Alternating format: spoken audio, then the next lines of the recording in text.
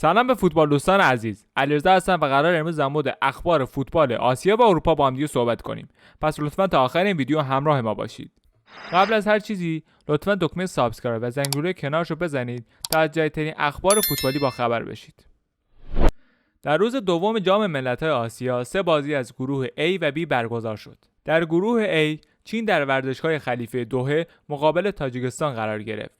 چشم‌بادومی‌ها در شرایطی که در 13 دوره قبلی خود 2 بار نایب قهرمان آسیا شدند، حریفی را در مقابل خود می‌بینند که برای اولین بار در این تورنمنت شرکت می‌کنند و به دنبال شگفتی‌سازی هستند.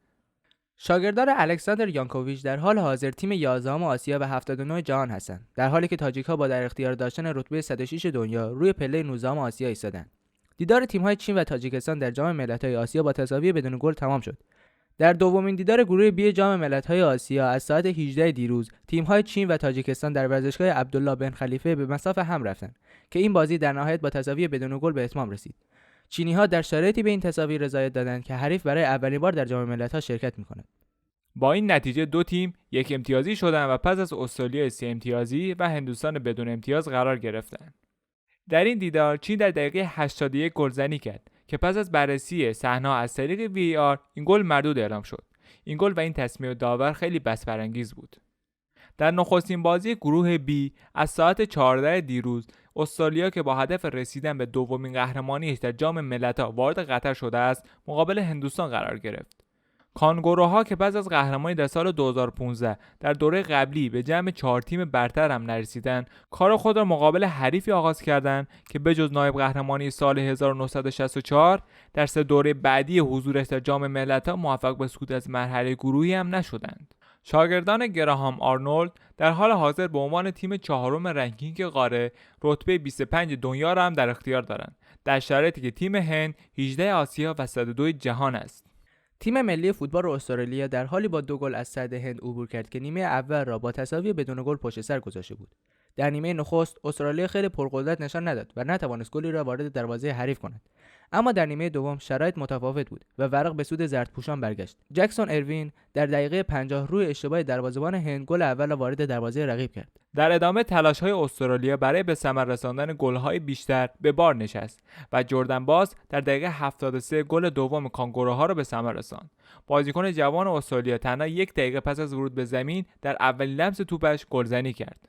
در آخرین بازی دیروز نیز ازبکستان از ساعت 21 در ورزشگاه جاسم بن حمد میزبان سوریه بود. تیم‌هایی که در سالهای اخیر به نزدیکی صعود به جام جهانی هم رسیدند، اما در نهایت در این راه ناکام ماندند. هرچند سوریا در سالهای اخیر از سطح بالای خود تا حدی فاصله گرفتند، اما کم کم و آرام آرام خود را به کیفیت سابق نیز نزدیک می‌کنند و به عنوان تیمی قابل احترام وارد جام ملت‌ها می‌شوند. ازبک‌ها در 8 دوره حضورشان در جام ملت‌ها فقط 1 بار به نیمه نهایی رسیدند، در حالی که سوریه امیدوار است در 7مین دوره حضور در این مسابقات برای اولین بار از مرحله گروهی صعود کند.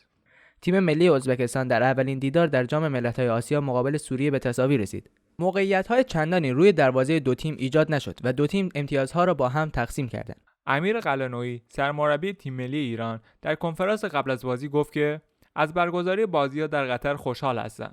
در قطر خاطرات خوبی رو دارم و دوران خوبی رو در السد داشتم. فلسطین تیم خیلی خوبی است و بازی‌های قبلی آن را تماشا کردم. برای ما همه بازی‌ها مثل فینال است و ما بازی به بازی پیش خواهیم رفت. کریم انصاری فرد هم افزود همانطور که آقای قلعه‌نویی گفت تمام بازی‌ها برای ما حکم فینال را دارند و تیمی را دست کم نخواهیم گرفت. فدراسیون بین‌المللی تاریخ و آمار فوتبال رده‌بندی بهترین گلزنان آسیایی سال 2023 را معرفی کرد که بر این اساس مهدی طارمی با به ثمر رساندن 31 گل برترین گلزن سال بین بازیکنان آسیایی بود. این مهاجم 31 ساله در سال گذشته میلادی 19 گل در رقابت‌های مختلف برای پورتو به ثمر رساند و کنار آن 12 گل هم برای تیم ملی ایران زد. امیدواریم که تو این دوره از مسابقات هم برای تیم ما گلزنی کنه. سامان قدوس در ارتباط با شرایط تیم ملی فوتبال ایران در بازی‌های جام ملت‌های آسیای 2023 گفت مردم ایران دیوانه‌وار به فوتبال علاقه دارند و هواداران از ما انتظارات زیادی دارند. قلعه‌نویی باعث شده تا نگاه ما به فوتبال تغییر کنه. او ادامه داد انتظارات از ما به عنوان بازیکن تیم ملی بسیار بالا است و ما می‌خواهیم به دستاوردهای بزرگی برسیم. مردم می‌دانند بازیکنان ایرانی تکنیکی هستند. اکنون متأثر از جام جهانی هستیم و می‌خواهیم به یک هدف واحد دست بیابیم. خب میرسیم به نقل و انتقالات زمستونی فوتبال اروپا. به نقل از رومانو، جردن هندرسون، کاپیتان سابق باشگاه لیورپول، تنها پس از 6 ماه حضور در فوتبال عربستان از انتخاب خود راضی نیست و قصد دارد بار دیگر به قاره سبز بازگردد. یوونتوس ایتالیا یکی از تیم‌هایی است که با جردن هندرسون، هافبک 33 ساله انگلیس، در مورد انتقال قرضی از الاتفاق صحبت کرده است، اما تاکنون توافقی حاصل نشده است. نایب رئیس باشگاه پورتو از احتمال جدایی ستاره ایرانیشان در زمستان صحبت کرد.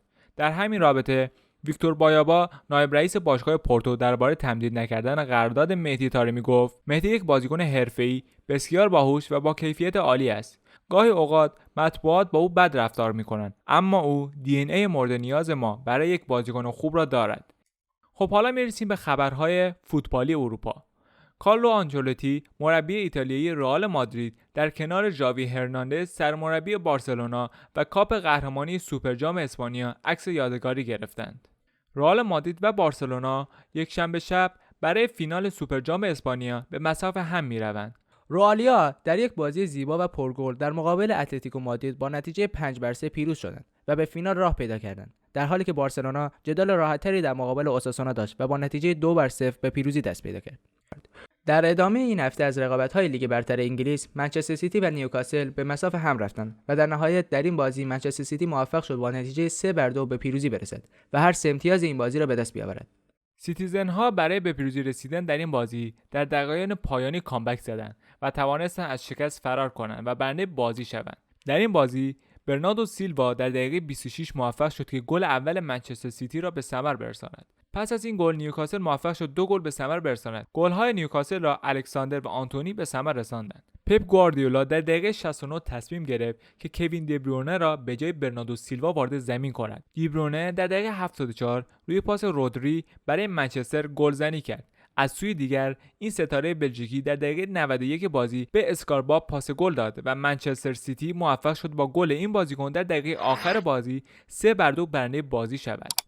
امیدوارم که از این ویدیو لذت برده باشید. تا یک روز دیگر، بدرود.